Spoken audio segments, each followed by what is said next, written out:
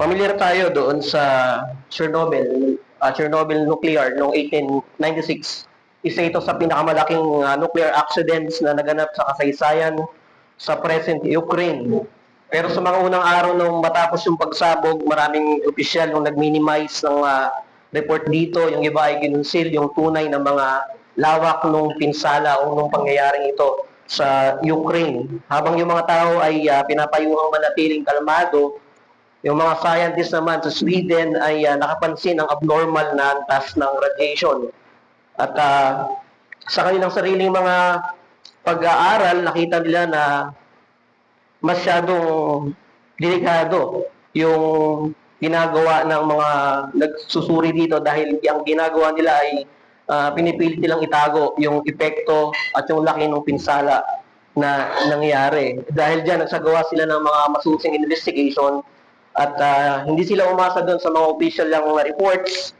Sinuri talaga nila kung ano yung mga ebidensyang makikita nila. At sa pamamagitan ng examination na yan, unti-unting na-expose yung katotohanan. And that same principle applies even more seriously when it comes to God's Word. Ang eternal truth o ang salita ng Diyos ay hindi dapat tanggapin dahil lamang sa popular yung nagsasalita o dahil sa kanyang credentials o sa dami ng sumusunod sa Kanya. Ang salita ng Diyos ay dapat tanggapin dahil nakabatay ito sa Panginoong Jesucristo. Tinatawag ng Diyos ang mga tao niya na tanggapin, inihimok niya yung mga tao niya, ang kanyang iglesia na tanggapin ang salita ng Diyos with humility while carefully examining every teaching by the standard of Holy Scripture. Ang parehong attitude na yan ang makikita natin sa mga taga-Berea. They become an enduring model of humble teachability and biblical discernment. Isang halimbawa na nananatiling mahalaga para sa bawat covenant member ng iglesia sa panahon natin sa ngayon. Ito mismo yung ipinapakita ng passage ngayong umaga. Hindi lang nito sinasagot kung paano tayo dapat makinig sa pangangaral o sa preaching, kundi paano tayo dapat tumugon sa bawat pagtuturo ng salita ng Diyos. Dito sa Acts chapter 17, pagkatapos maranasan ni Apostle Paul at ni Silas ang matinding opposition sa Thessalonians, agad silang pinadala ng mga brethren doon sa patungong Berea para ipagpatuloy yung ministry ng Ebanghelyo. Humanly speaking, maaaring isipin natin mas magiging maingat na rito si Apostle Pablo dahil nagkaroon ng tensyon doon sa pagitan ng verse 1 hanggang 9. Pero hindi natin nakita na umuiwas si Apostle Pablo sa public ministry. Hindi nagbago yung kanyang misyon. Pagdating sa Berea, muli siyang pumasok sa sinagoga at ipinangaral ang parehong mensahe patungkol sa Panginoong Jesucristo. Pero sa pagkakataong ito, ang focus ni Lucas o ni Luke na sumulat ng Acts ay hindi na yung preacher, hindi na yung mangangaral, kundi yung mga nakikinig, yung mga tatanggap ng pangangaral. Luke intentionally shifts our attention from the messenger to the congregation. Yan yung makikita natin sa passage natin mamaya. Ang tunay na highlight ng passage ay hindi ang eloquence ni Apostle Paul, kundi yung spiritual character ng Berean believers. The response teaches every covenant member that hearing sermons is never a passive activity. Ang corporate worship ay hindi isang weekly religious routine lang, kundi isang covenant encounter with the living God through His Word. God called His people not only to listen, but to listen well. Not merely with attentive ears, but with believing hearts and discerning minds. Ganyan inihimok ng Diyos ang kanyang mga tao to become a joyful listeners and careful examiners of His words. Bago tayo magpatuloy, basahin natin yung Acts chapter 17. Ang pinaka-main focus lang natin dito ay verse 11. Pero for the sake ng context, magsisimula tayo sa verse 10. Tayo po ay tumayo sa pagbasa ng salita ng Diyos. Acts chapter 17, verse 10 to 15. Babasahin ko po ito sa Tagalog. Verse 10, pagsapit ng gabi ay agad pinaalis ng mga kapatid sina Pablo at Silas patungo sa Berea. Pagdating doon ay pumasok sila sa sinagoga ng mga Hudyo. Verse 11, yung pinaka-main focus natin, higit na mararangal ang mga tao roon kaysa sa mga taga-Thessalonica. Tinanggap nila ang salita ng buong pananabik at sinisiyasat araw-araw ang mga kasulatan kung tunay nga ang ipinapangaral sa kanila. Kaya marami sa kanila ang sumampalataya, kabilang ang marami-raming Griego, mga babae at mga lalaking ginagalang sa lipunan. Subalit nang malaman ng mga Hudyo sa Thessalonica na ipinangaral din ni Pablo ang salita ng Diyos sa Berea, nagpunta sila roon upang guluhin at sulsulan ang maraming tao. Kaya pinaalis agad ng mga kapatid si Pablo at pinapunta sa tabing dagat. Nagpaiwan naman doon sina Silas at Timoteo. Verse 15, sinamahan si Pablo ng mga nagatid sa kanya hanggang Atenas. Pagkatapos, iniwan nila si Pablo, taglay ang kanyang bilin para kina Silas at Timoteo na sumunod sa lalong madaling panahon. Yan pong salita ng Diyos, makakaupo na po tayo. Ang aklat ng Acts, o ang Book of Acts ay hindi lang historical record ng expansion ng early church. It is the continuing account of the risen Christ reigning over His church through the preaching of the gospel and the powerful ministry of the Holy Spirit.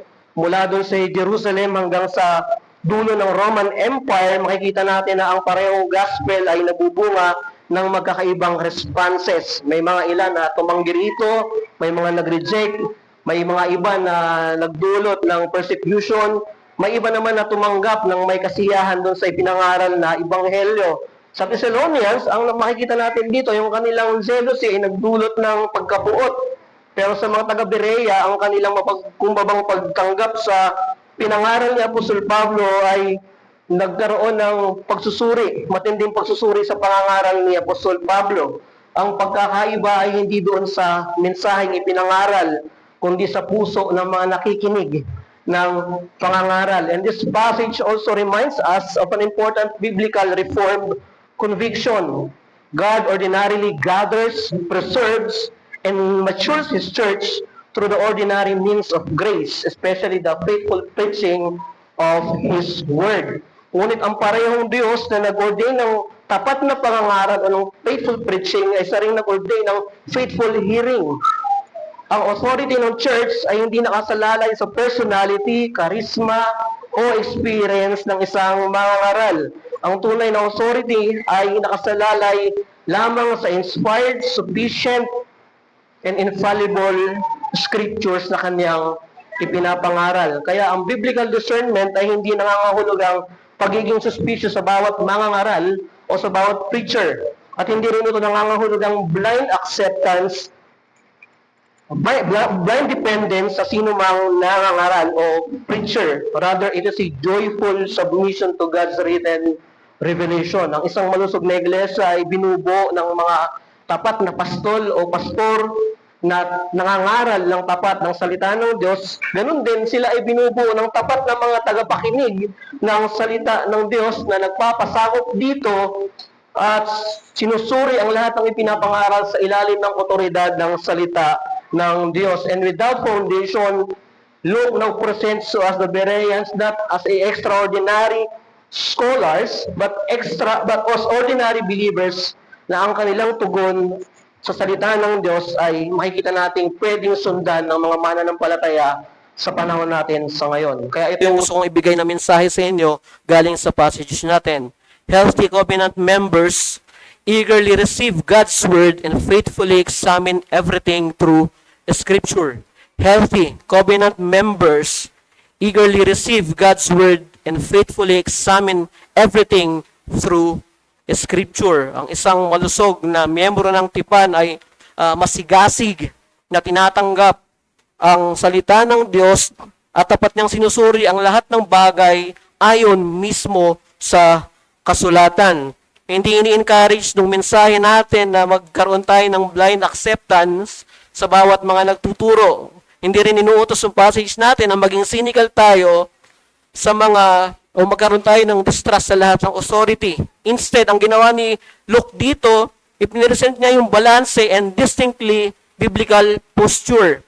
Ang mga covenant believers are called to receive faithful and biblical preaching with humility habang patuloy nilang sinusubok, tinetesting ang bawat doktrina, ang bawat aral, ang bawat aplikasyon nito sa pamamagitan ng otoridad ng salita ng Diyos. Hindi pinupuri ni Lucas sa mga taga-Bereans dahil sila ay naturally intelligent. Hindi rin sila pinupuri dahil sila ay naturally skeptical. Ang kanilang nobility ay hindi bunga ng mataas na edukasyon o dahil sa kanilang critical thinking. Ang kanilang nobility ay nakaugat sa isang pusong hinubog ng biyaya ng Diyos. Isang pusong handang tumanggap ng kanyang salita at handang magpasakop sa kanyang katotohanan. At dahil sa mga sentrong katotohanan na ito, mauobserbahan natin yung dalawang covenant response na makikita mismo natin sa passage bilang character ng isang spiritual healthy hearers ng salita ng Diyos. Una, titingnan natin yung receive God's word with eager hearts, yun yung nasa passage natin sa verse 11. At pangalawa, search God's word with discernment, doon sa verse 11. Doon sa verse 11a, makikita natin dyan that they received the word with great eagerness.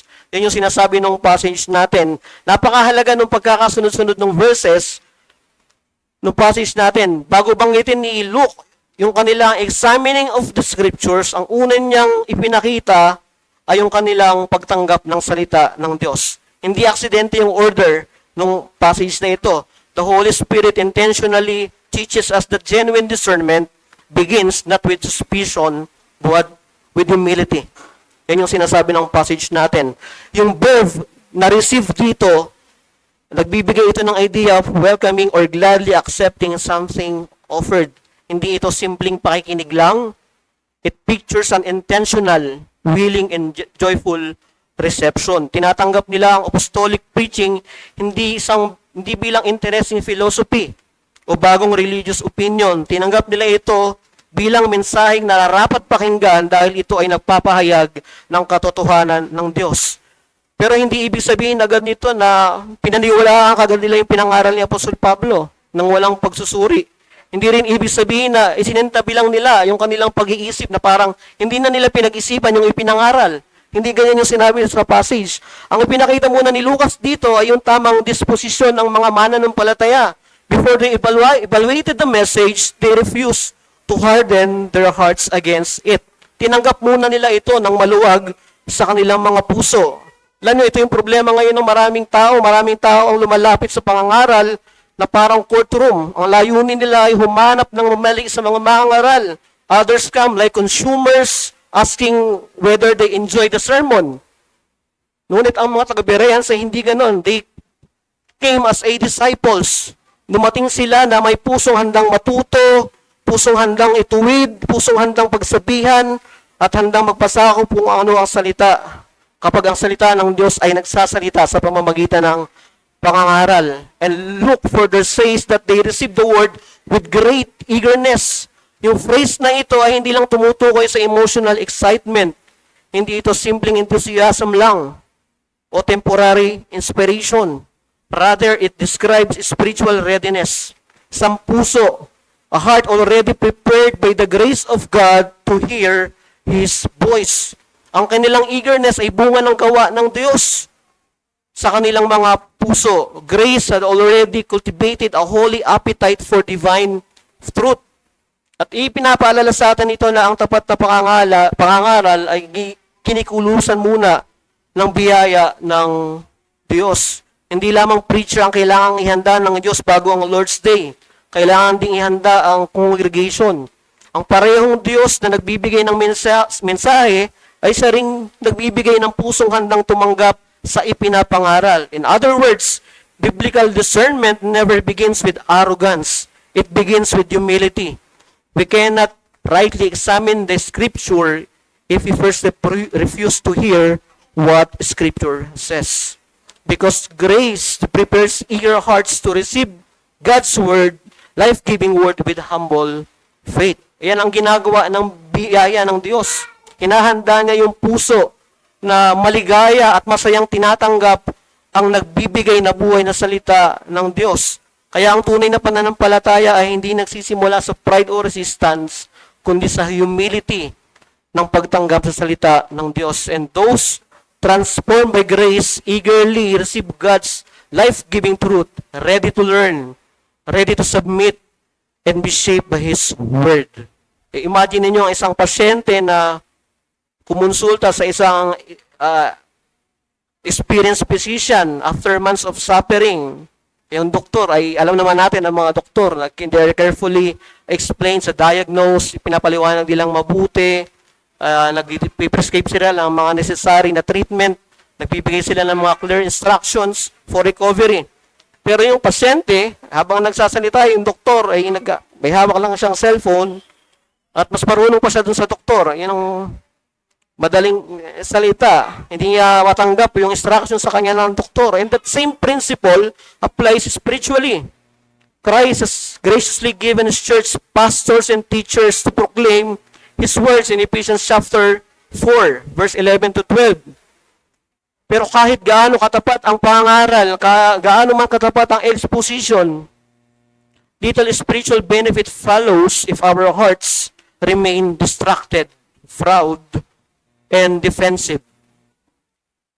Alam niyo ba, ang paraan ng Diyos ay para palusugin ang kanyang iglesia ay sa ordinaryong pangangaral lamang ng salita ng Diyos. Doon lamang magbe-benefit ang iglesia sa simpleng kaparaanan na inordina ng Diyos sa kanyang salita.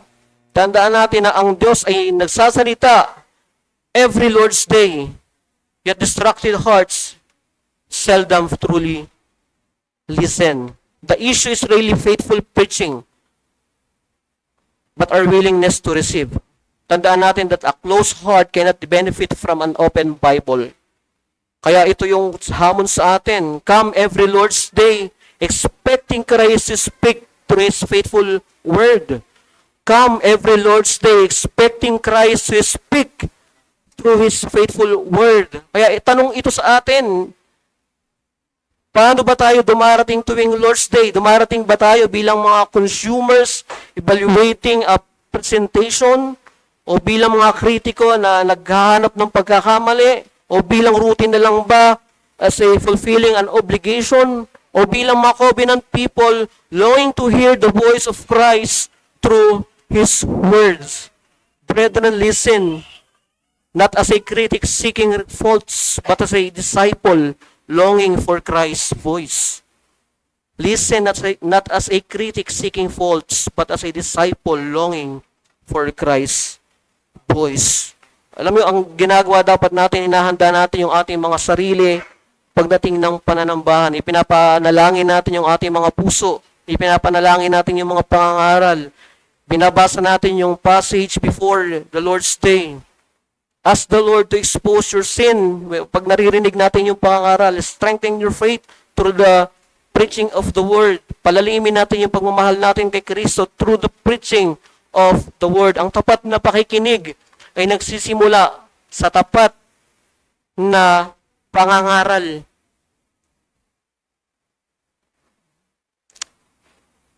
Nakakalungkot dahil maraming mga iglesia ang nasa estado ng pagiging pamilyar na lamang sa mga pangangaral tuwing araw ng linggo. Ang kanilang pagiging pamilyar ay nagdudulot sa kanila ng pagiging complacency. Week after week, Christ graciously feeds His covenant people through the ministry of His Word. Huwag nating tratuhin ang pangangaral bilang ordinaryong bahagi lamang ng Sunday schedule. Receive every faithful sermon with reverence. Listen with expectation. Respond with repentance. Obey with joy. For the believer who treasure Christ will never regard Christ's words as ordinary. Ang mga mananampalataya na iniingatan, pinapahalagaan ang mga salita ni Kristo ay hindi niya itatrato ang mga salita na yan bilang ordinaryo lamang para sa Kanya. Pero hindi nagtatapos dito ang nobility ng mga taga-Berean sa passage na ito. Kung yung unang katangian nila ay they're eager na tanggapin yung salita ng Diyos, ang ikalawa namin na makikita natin dito ay yung pagprotekta laban sa kanilang pagiging gullible. Yung parehong pusong handang tumanggap ay saring isip na handang magsiyasat. Hindi nila pinaghihiwalay yung humility at discernment. Sa verse 11, pinagsama nila ang dalawa sa ilalim ng otoridad ng salita ng Diyos. Ito yung makikita natin sa verse 11b. Examining the scriptures daily to see whether these things were so. Kung yung unang bahagi ng verse natin ay nagpapakita ng posture ng kanilang puso, yung pangalawang bahagi ng verse naman natin ay nagpapakita ng discipline ng kanilang pag-iisip. Hindi nagtapos ang Berean sa joyful reception. Hindi lang sila naging masaya doon. Ang kanilang eagerness ay agad na sinabayan ng careful examination. May pagsusuri, may investigation silang ginawa. Sa ganitong paraan, ipinapakita ni Dr. Luke o ni Lucas ang isang mahalagang katotohanan. True teachability and biblical discernment are never enemies. Hindi sila magkalaban. Hindi sila nagbabangayan. Ang salitang ginamit ni Luke dito na examining sa Greek verb na anakrinyo, sa salitang Griego, isang salitang madalas itong ginagamit sa mga legal settings para ilarawan yung maingat na pagsusuri ng ebidensya bago magbigay ng hatol. Hindi ito casual reading. Hindi ito mabilis ang pagtingin sa isang verse para suportahan yung sariling opinion nila. Ito ay isang thoughtful, careful, and deliberate na investigation. Notice carefully what they examine sa passage natin. Luke does not say they examine Paul's personality. Hindi sinabi noon na i-examine nila yung kanyang speaking ability. Hindi sinabi doon na i-examine nila yung kanyang reputation. Hindi rin niya sinabi na ikumpara nila yung kanyang preaching sa kanilang traditions o sa mga majority opinion o sa personal nilang karanasan. Ang standard nila ay isa lamang, the scriptures, ang kasulatan. Their final court of appeals was the inspired word of God. Hindi ang tradisyon, hindi ang boses ng tao, hindi ang sino mang pamantayan. Ang final appeal nila ay ang salita ng Diyos. This is remarkable, mga kapatid. Alam niyo kung bakit? Paul was an apostle personally commissioned by the risen Christ. At kung mayroong mga tao na maaari mo tanggapin ng walang tanong, si Apostol Pablo yun. Hindi ka na dapat magduda sa isang apostol na personal na kinumisyon ni Kristo. Ngunit maging yung mga apostolic preaching na hindi inilagay sa ibabaw ng written revelation. Hindi nila itinitindi yung authority ni Pablo, kundi ang ginawa nila, kinikilala nila na ang authority ni Paul ay tunay dahil ito ay naaayon sa kasulatan. Nakabatay sa salita ng Diyos. Dito natin makikita isang mahalagang another reform conviction. Scripture is not merely an authority. Scripture is the final authority. Faithful pastors possess ministerial authority. Alam natin yon. Not magisterial authority. Ang kanilang autoridad ay nakasalalay lamang sa lawak ng kanilang pangangaral.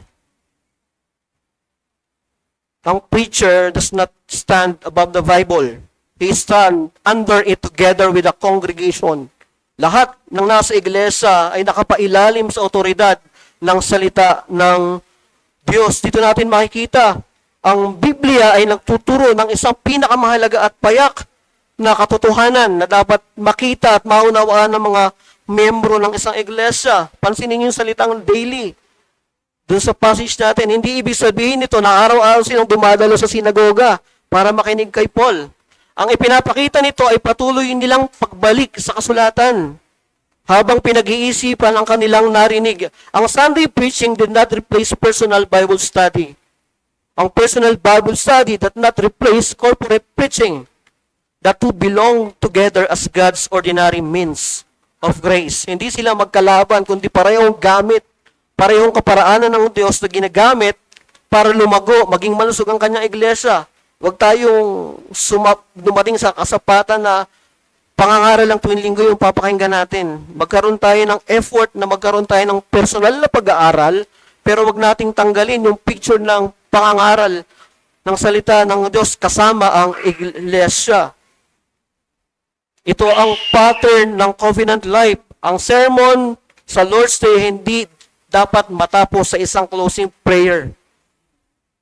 Throughout the week, believers return to the passage, meditate upon it, discuss it with fellow believers, pray through it, and allow God's truth to shape both our thinking at yung pamamaraan ng ating pamumuhay. Biblical discernment, therefore, is not merely identifying false teachers out there. Alam niyo ba, mas mahirap ang tunay na discernment dahil nagsisimula ito sa ating mga sariling puso. That's why before asking whether the sermon is biblical, Brethren, we must ask also whether our lives are biblical. Scripture was never given merely to expose the errors of others. Hindi binigay ang salita ng Diyos para ilantad ang pagkakamali ng iba. It was given to expose us. A discerning church is not argumentative. A discerning church is submissive to Scripture. Yan ang makikita natin karakter ng mga taga-Bereans. Because Scripture remains every believer's final authority for discerning truth from error. Scripture remains every believer's final authority for discerning truth from error. Alam niyo yung mga taga-Bereans, Bereans honored Paul by listening carefully, yet they honor God even more by testing everything against Scripture. Alam niyo, yung mga sa paliparan, yung mga experience na pilot doon, bago sila lumipad, meron silang checklist na tinatawag. Hindi nila yung ginagawa dahil nagdududa sila sa kanilang skills o sa kanilang training o dun sa kanilang aircraft. Madami sa kanila na nagpapalipad ay marami ng libu-libong karanasan pagdating sa pagpapalipad. Hindi nga sinasabing, alam ko na yan, hindi na kailangan ng checklist. Why? Because discipline protects against human fallibility. Ang checklist ay nagsisilbing objective standard na sinusunod ng bawat piloto anuman ang kanilang karanasan, anuman yung kanilang experience. Ganito rin ang buhay ng mga Kristiyano. Maaaring matagal ka ng mananampalataya, maaaring faithful ang pastor mo, maaaring marami ka ng nabasang libro, ngunit none of this replace the authority of the Scripture. Hindi nito kayang palitan ng otoridad ng salita ng Diyos. Every sermon, every book, every podcast, every conference, every tradition, and every conviction must continually return to God's written word. Susukatin at babalik lahat tayo dapat sa salita ng Diyos. Scripture does not compete with faithful teachers. It governs them. It governs them. Napakadaling maging selective hearers. Masaya tayong tumatanggap ng sermons na nako-comfort sa atin, which is true. Ngunit nagiging defensive kapag tinatamaan na yung mga personal nating mga inaalagaang kasalanan. Minsan naman kabaligtaran, may hilig tayo mag-fact check ng mga preacher, pero bihira tayong i-check yung sarili nating mga sarili. Ang tunay na discernment ay lagi nagsisimula sa mapagpakumbabang puso na nagpapailalim sa otoridad ng Diyos. Brethren, let me challenge you. Search Scripture daily until God's truth shapes both convictions and daily obedience. Search Scripture daily until God's truth shapes both convictions and daily obedience. Huwag mong iwan sa Sunday sermon, ang Sunday sermon sa church building lang. Balikan mo yung passage sa buong linggo. Pag-usapan mo ito ng kapatiran, manalangin, batay dito. Kapag merong hindi malinaw, magtanong na may kababaang loob. Remember, Christ did not give His church the Bible so that every believer would become isolated and self-appointed. Ibinigay niya ang Bible so that the whole body might grow up in all aspects into Him who is the head, that is Christ, in Ephesians chapter 4. Ibinigay yung salita ng Diyos para patatagin, palaguin, pagtibayin ng kanyang iglesia. Let us never separate what God has joined together. Huwag natin paghiwalayin yung pinag-isa ng Diyos. Receive God's word eagerly, but search God's word diligently. Yan ang parehong dapat gawin ng mga mananampalataya. Treasure faithful preaching and test everything by Scripture. Ang isang iglesia na tumatanggap ng salita ng Diyos without discernment becomes open to error. But a church that examines the Word with humility, makikita natin yung picture nito, yung katulad ng mga taga-Berea.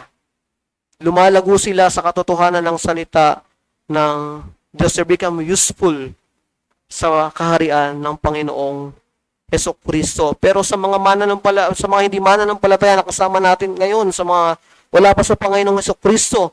Ang panawagan ng Diyos sa iyo ngayon ay hindi yung gaano ka maging kahusay na maging tagapagsuri ng mga ngaral o ng sermon. Ang panawagan sa iyo ng Diyos ay magsisi ka bilang makasalanan at lumapit sa Kanya bilang tagapagligtas ng iyong kaluluwa. Yan ang panawagan sa iyo. Hindi ka tinatawag para maging mahusay na manunuri ng mga ngaral para lang sumapat sa iyong kasiyahan. Tinatawag ka para makita mo ang tunay mong pangangailangan bilang isang makasalanan. Yan ang panawagan sa mga wala pa sa Panginoong Hesukristo. At sa atin naman bilang isang iglesia, ang hamon sa atin dito ay pagtanggap sa salita ng Diyos ng may kasiyahan, ng may kagalakan, ngunit pinag-iisipang mabuti at pinapahalagaan ang bawat katotohanang naririnig niya tuwing araw ng Panginoon. Ayan ang hamon sa atin at panawagan dito. Dito sa Acts chapter 17, nag-iiniiwanan tayo ng isang beautiful portrait of a healthy covenant church. The Bereans received God's word with eager hearts.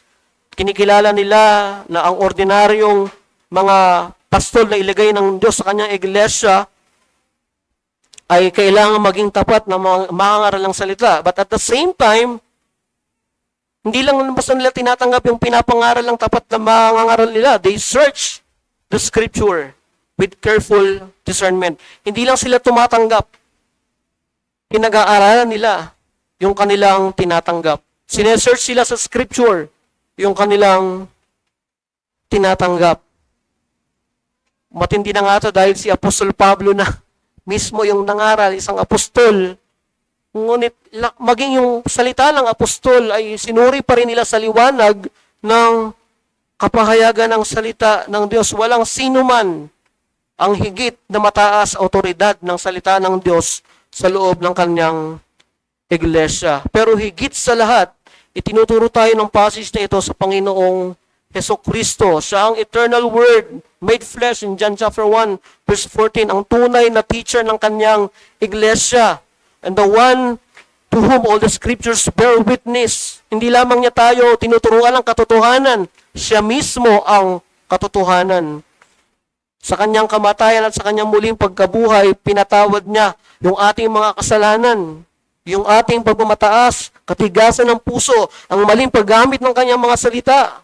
Sa pamamagitan ng banal na Espiritu, binibigyan niya tayo ng bagong puso upang mahalin ang kanyang tinig at sundin ang kanyang katotohanan. Hindi tayo labas sa pagiging makasalanan kahit tayo ay mga mananampalataya na. Meron tayong mga kinukultivate, meron tayong mga minumortify na mga kasalanan na humahad lang patuloy upang hindi natin maintindihan ang salita ng Diyos. Si J.C. Ryle, may sinulat siyang isang nakapagbigay sa akin, kumuha sa akin ng atensyon. Sabi niya, the Bible is the sword of the Spirit. We shall never fight a good fight if we do not use it. The Bible is the sword of the Spirit. We shall never fight a good fight if we do not use it. Ang isang malusog na iglesia ay hindi lang kilala sa mahusay na mga pangangaral, kundi sa mga membrong masayang tumatanggap ng salita at masigasig na nagsasaliksik ng kasulatan. Kaya sa susunod na bubuksan natin yung ating mga Biblia o uupo tayo sa ilalim ng pangangaral, wag lamang nating itanong kung nagustuhan ko ba yung pangangaral ngayong araw na ito. Ang mas mahalagang tanong, tinanggap ko ba ang salita ng Diyos? Hinayaan ko ba na ang kasulatan na siyasatin yung sarili ko? Nakita ko ba si Kristo na siyang sentro ng lahat ng kasulatan? Sapagat ang pusong tumatanggap ng kanyang salita at ang mga isip na nagpapasakop sa kanyang kasulatan ay isang patuloy na binabago ng Panginoon para sa kanyang kaluwalhatian. Yan ang makikita nating malinaw na sinasabi ni Lucas dito sa talata natin sa verse 11. Maraming mayamang katotohanan ang pwede nating pagnilayan sa passage na ito. Pero yung dalawang karakter na ito, ang bukod tangi na makikita nating meron sa mga taga-Berea na pwede nating gayahin bilang isang iglesia. Hindi sila malusog dahil masaya lang sila. Hindi sila malusog dahil maganda yung church building nila. Hindi sila malusog dahil hindi sila nagkakaroon ng samaan ng loob. Malusog sila dahil masaya nilang tinatanggap yung salita ng Diyos, pero sinusuri nila ng may kasiyahan yung pinapangaral na salita ng Diyos. Ito dapat yung maging panalangin natin bilang isang iglesia, na maging katulad tayo ng mga taga-Berea pagdating sa salita ng Diyos. Ito dapat yung maging kaisipan na meron tayo bilang individual na mananampalataya na kabilang sa isang iglesia pagdating sa ilalim ng pangangaral ng salita ng Diyos. Maging katulad tayo ng mga taga-Berea, hindi dahil mararangal sila sa kanilang estado, o hindi dahil masusi nilang tinanggap ng maayos ang salita ng Diyos. Yan ang hamon sa atin bilang isang buong iglesia. Maging katulad tayo ng mga taga-Berea na hindi lumalaban sa otoridad ng kasulatan, kundi sila ay masayang nagpapailalim, sumusunod sa mga katotohanang ipinapangaral sa kanila. Manalangin tayo. Dakila namin Diyos, maraming salamat sa oras na ito. Maraming pwedeng pumukaw ng aming atensyon sa pangangaral, pwedeng yung mga sarili naming pagiging makasalanan, pwedeng yung mga preference namin, pwedeng yung mga gusto lamang naming marinig, O Diyos. Pero dalangin namin sa oras na ito na maging katulad kami ng mga kapatid sa Berea, na masaya kaming tumatanggap ng katotohanan, mapagpakumbaba namin tinatanggap ang katotohanan, ngunit bukod doon, tulungan mo rin kami, O Diyos, na magkaroon kami ng desisyon na kilalanin ang mga katotohanan na ito sa ilalim ng inyong salitang nahayag at naipangaral. Maraming mangangaral ang hindi perpekto sa kanilang pangangaral. Maraming pastor ang may kapintasan sa pangangaral. Pero katulad ng mga taga-Berea, dalangin ko, O Diyos, na hindi yun ang tingnan namin. Ang tingnan namin ay kung naipangangaral ba ng may katapatan ang salitaan nyo, naipapangaral ba ang Panginoong Jesucristo, nakikita ba namin ang aming mga sarili sa ipinahayag na pangangaral, tinutuwid ba kami nito, pinapalakas ba kami nito, pinapakita ba nito yung mga kasalanang itinatago namin, O Diyos. Tulungan mo kami na magkaroon ng ganitong klaseng kaisipan upang patuloy naming mas lalong tanggapin ang may kasiyahan ng salita ninyo na nagpapalakas, nagbabago, nagtutuwid, at patuloy na nagpapalago, nagpapakilala sa kabanalan ng Panginoong Jesucristo. Salamat, O Diyos, sa karanasan ng mga taga-Berea sa Acts 17, na po ay patuloy na maging hamon sa amin ito at sila ay maging ehemplo bilang mga Kristiyano sa unang panahon. Salamat po, O Diyos. Maluwalhati at mapapurihan ka. Patuloy kang mangusap sa pamamagitan ng pangangaral ng iyong salita sa pangalan ni Jesus. Amen.